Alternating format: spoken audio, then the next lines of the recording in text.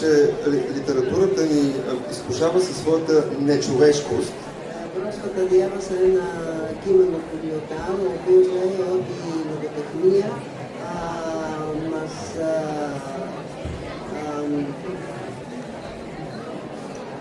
δοκιμάζει με την μία σοφιά της θέλησης.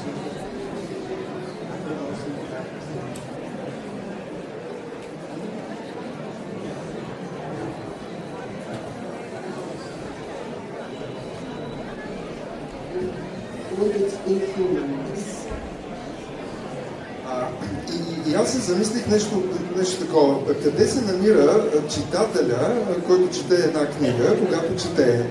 От каква гледна точка той вижда и присъства в книгата, която чете?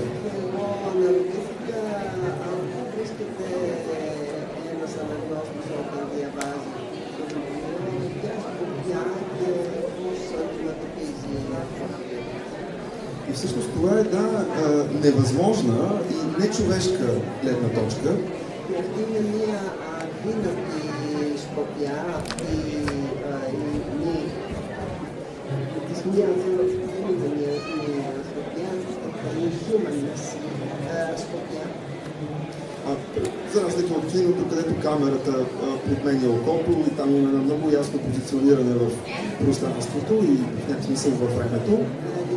Από τον κινηματογράφο, όπου ο κινηματογραφικός φακός μπαίνει στη θέση του ανθρώπινου ματιού και τοποθετείται πολύ συγκεκριμένα στο χώρο.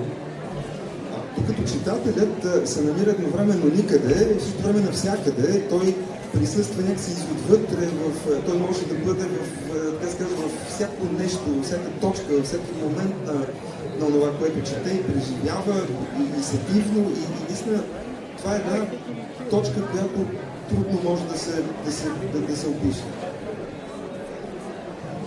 Ενώ ο αναγνώστης μπορεί ταυτόχρονα να βρίσκεται και μέσα και έξω από το κείμενο, να έχει μια αισθαντικότητα, να έχει μια συναισθηματική πρόσληψη του κειμένου.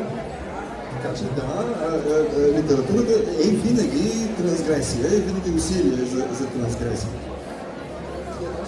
Πιστεύουν ότι η λογοτεχνία πάντα